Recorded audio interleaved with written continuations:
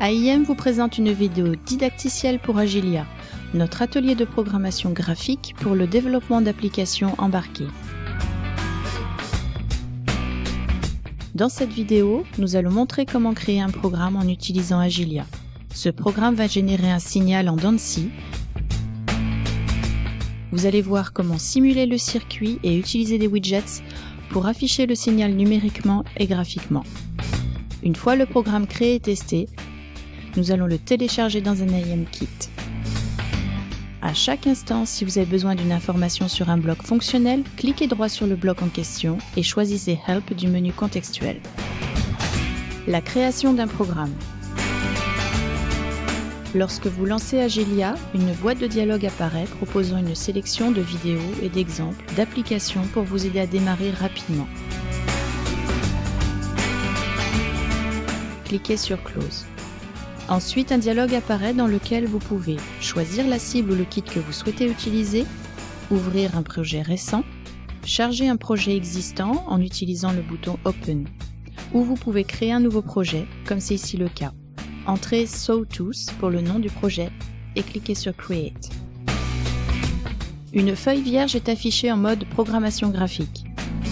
Notre fonction génératrice de dents de scie sera créée à l'aide de blocs fonctionnels disponibles dans la barre d'outils. Choisissez la catégorie Function, cliquez sur le bloc fonctionnel Blink et faites-le glisser sur la feuille de travail. Ce bloc génère une horloge dont les états haut et bas sont paramétrables. Double-cliquez sur le bloc et un dialogue s'ouvre dans lequel vous pouvez modifier ces paramètres.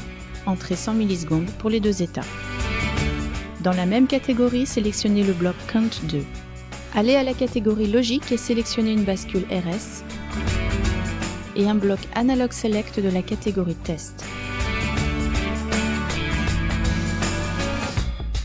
Maintenant, nous relions ces blocs ensemble.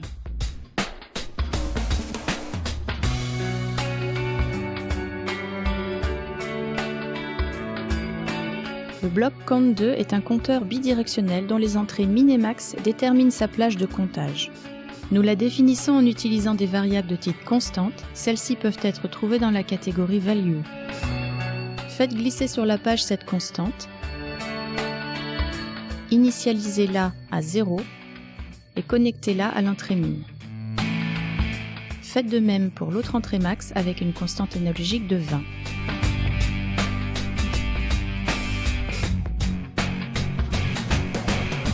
Le bloc fonctionnel Analog Select détermine la valeur d'incrément du compteur.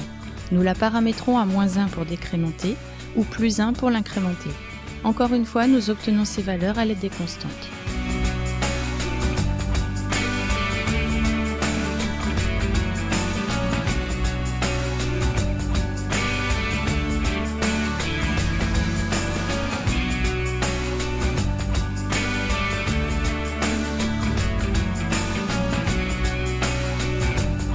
Faites glisser un bloc d'étiquette analogique sur la page. Nommez-le Counter Value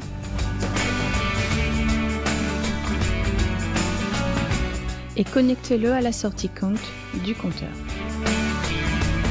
Bien sûr, ne pas oublier de connecter la sortie du sélecteur analogique à l'entrée Inc du compteur.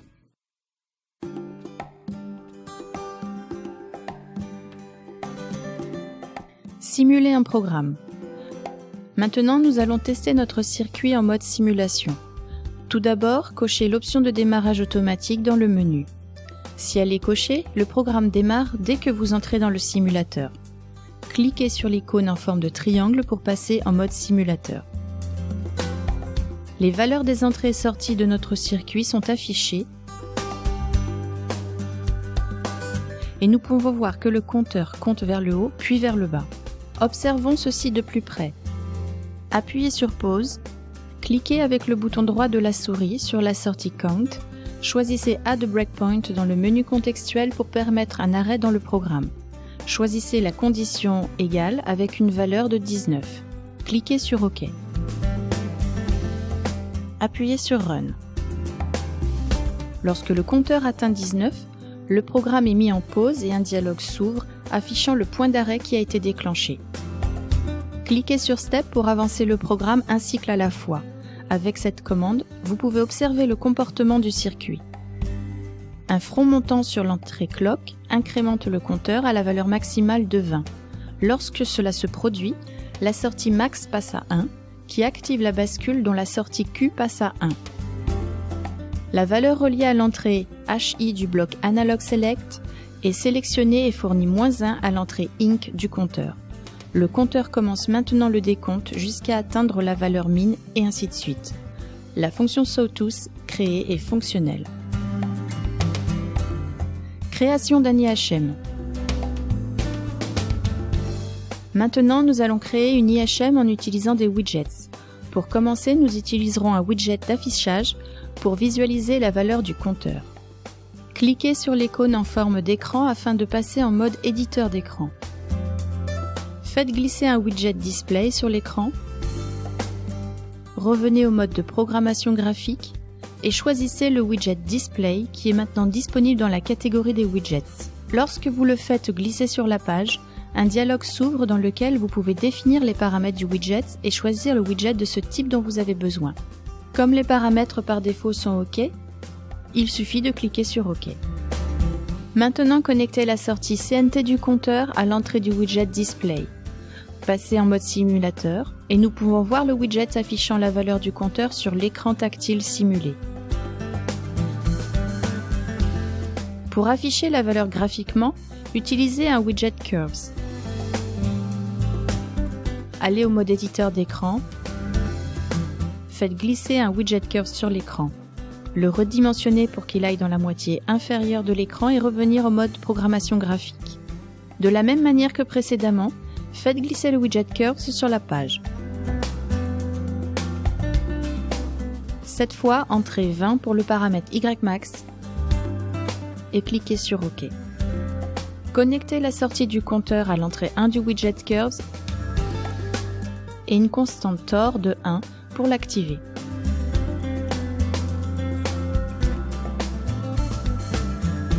Maintenant, quand nous commandons le simulateur, nous pouvons voir la valeur du compteur affichée graphiquement. Agilia fournit également des widgets pour la saisie des valeurs. On peut utiliser un widget Keypad pour entrer la valeur maximale.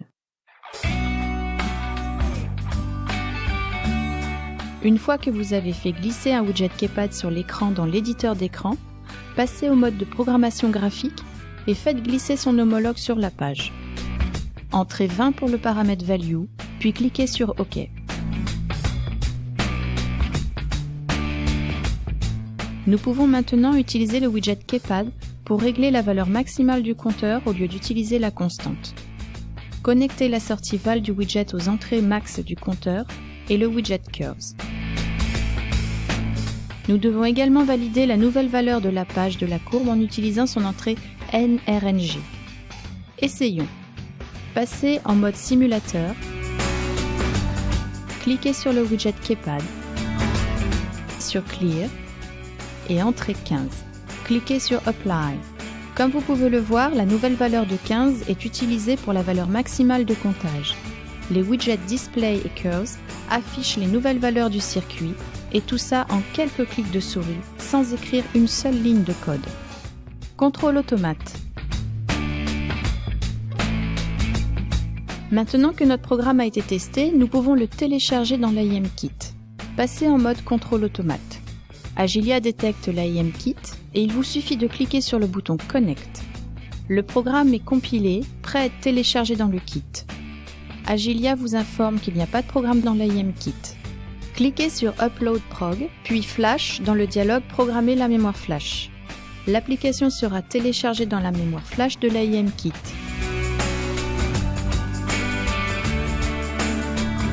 Vous pouvez tester le programme de la même manière qu'avec le simulateur, en mettant des points d'arrêt, en faisant des pauses, en mode pas à pas, etc. Si vous déconnectez le kit Agilia, le programme fonctionnera de manière autonome. Voici l'IM-Kit exécutant le programme d'exemple. Conclusion.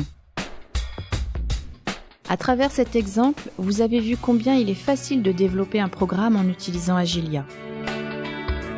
Grâce à ses nombreuses vidéos, ses programmes d'exemple et son aide contextuelle, Agilia vous séduira.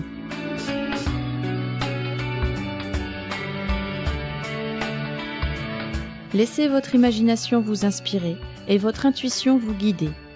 Agilia Intuitive Automation.